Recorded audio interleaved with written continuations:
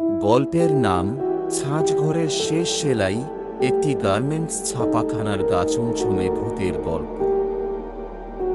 শহরের একটু বাইরের দিকের পুরনো গার্মেন্টস ছাপাখানা রূপতনু প্রিন্টস। এখানেই আমরা তিনজন কাজ করতাম, আমি, সাগর আর বুড়োদা। বুড়োদা এই কারখানার সবচেয়ে পুরনো কর্মচারী, প্রায় ৩০ বছর ধরে আছেন। সাগর আর আমি তুলনায় নতুন, কাজ শিখছি ওনার কাছ থেকে। জুন মাসের একদিন হঠাৎ অর্ডার এল, সারা রাত কাজ করতে হবে। পরদিন ভোরেই ৫০০ পিস ছাপাতে হবে। মালিক জানিয়ে দিলেন, ভুল হলে কিন্তু পেমেন্ট কাটা হবে। আমরা মন দিয়ে কাজ শুরু করলাম। কারখানার ভেতরটা অনেক বড্ড লম্বা ছাপার টেবিল। উপরে ঝুলছে হাজার তার আর বাতি, একটু অন্ধকার, কারণ পুরনো অনেক লাইট আর কাজ করে না। রাত ১০টা নাগাদ টেবিলে ছাঁচ সাজাচ্ছিলাম। টেবিলটা এত লম্বা যে এক প্রান্তে দাঁড়িয়ে অন্য প্রান্ত দেখা যায় না ঠিকমতো। সাগর বলল, এত রাত জেগে তো আগে কখনো কাজ করিনি। আমি বললাম, আজকেই শুরু, অভ্যেস কর। বুড়োদা চুপ করে দাঁড়িয়েছিলেন, চোখে ঘুমের ছাপ থাকলেও কিছু একটা ভাবছেন মনে হচ্ছিল। আমি জিজ্ঞেস করলাম, বুড়োদা, এমনটা আগে হয়েছে? বুড়োদা বললেন, হয়েছে, কিন্তু তখন ছাঁচগুলো এত শান্ত ছিল না। আমি একটু থমকে গেলাম। মানে? উনি বললেন, তুমি বুঝবে পরে। আমরা আবার কাজে মন দিলাম। প্রথম দিকে সব ঠিকঠাকই চলছিল। ৫০টা ছাঁচ ঠিকভাবে সাজানো হয়ে গেল। হঠাৎ একবার দেখি একটা ছাঁচ উল্টে পড়ে গেছে। আমি ভেবেছি হাত লেগে গেছে, আবার সাজালাম। মিনিট ৫ পর আরেকটা ছাঁচ পড়ে গেল। এবার সাগর বলল, তুই কিছু করলি? না রে, তোকে তো বলছি। আমি তখন প্রিন্টার ও দিচ্ছি। বুড়োদা আবার চুপ। উনি যেন কিছু শুনছেন, কোনো অদৃশ্য আওয়াজ।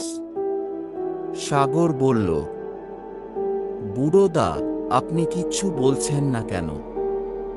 উনি ধীরে ধীরে বললেন, ছাঁচ যদি নিজে নিজে নড়ে, বুঝবে ও ফিরে এসেছে।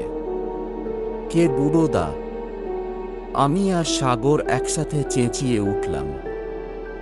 বুড়োদা শুধু বললেন, সুদীপ। ঘরে হঠাৎ ঠান্ডা বাতাস বইল, জানলা দরজা সব বন্ধ, তবু একটা ঠান্ডা ছোঁয়া গায়ে লাগল। আলো হালকা ঝিমিয়ে উঠল। আমরা দুজন একে অপরের দিকে তাকিয়ে থাকলাম। টেবিলের মাঝখানে ছাঁচগুলো একে একে পড়ে যেতে লাগলো। সেগুলোর নিচে একটা ছায়া দেখা গেল, কেমন যেন সাদা ধোঁয়ার মতো। আমি চোখ মুছলাম, কিন্তু সেটা গায়েব হয়নি। সাগর বলল, দেখছিস? হ্যাঁ। ওটা কি? হঠাৎ ছায়ার ভেতর থেকে একটা কাঁপা গলা, কাজ শেষ হয়নি। আমার ছাঁচ ভুলে গেছে। আমি চিৎকার করে পেছনে সরে গেলাম। সাগর মাটিতে পড়ে গেল। বুড়োদা এবার চোখ খুললেন। বললেন, তোমাদের বলেছিলাম। আমরা জিজ্ঞেস করলাম, এই সুদীপ কে? বুড়োদা বসে পড়লেন টেবিলের পাশে। বললেন, ৫ বছর আগে এখানেই কাজ করত ছাঁচকারী সুদীপ। একদিন টেবিলের নিচে হাত আটকে যায়, কাটা পড়ে, রক্তে ভেসে যায় পুরো ছাপার ঘর। শেষ কথা ছিল, আমার কাজ শেষ হয়নি। সেই রাতেই মারা যায় সুদীপ। কিন্তু তারপর থেকেই প্রতি বছর জুন মাসে যেই কেউ রাতে কাজ করে, তার সামনে ছাঁচ নড়ে। কেউ কেউ অজ্ঞান হয়েছে, কেউ হারিয়ে গেছে। মালিক এসব চেপে গেছে সব সময়। আমি বললাম, আপনি কেন কাজ করেন তাহলে? বুড়োদা বললেন, কারখানাটা ওর শেষ আশ্রয়। কেউ না থাকলে ও আরও রাগে ওঠে, আমি থাকলে কিছুটা শান্ত থাকে। সাগর ফিসফিস করে বলল, আজ তাহলে ওর দেখা পেলাম আমরা। বুড়োদা বললেন, ওকে শান্ত করতে হবে, নইলে ছাঁচ সাজানো বন্ধ হবে না। আলো আবার জ্বলে উঠল, ছাঁচগুলো একদম নিখুঁতভাবে সাজানো হয়ে গেছে, যেন কোনো মেশিন করে দিয়েছে। আমরা তাকিয়ে রইলাম নিঃশব্দে।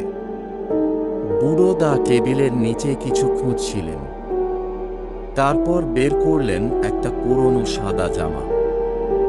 বললেন, এটা রাজুর শেষ পোশাক। টেবিলের ওপর রাখলেন সেটা। সেই মুহূর্তে হালকা বাতাস বইল ঘরের ভেতর, এবং একটা কণ্ঠস্বর, ধন্যবাদ বুড়োদা। গল্পটি চলবে দ্বিতীয় অংশে। আপনারা চাইলে আমি বাকি অংশটুকু এই ভিডিও ডিসক্রিপশনে লিংক দিয়ে দেব।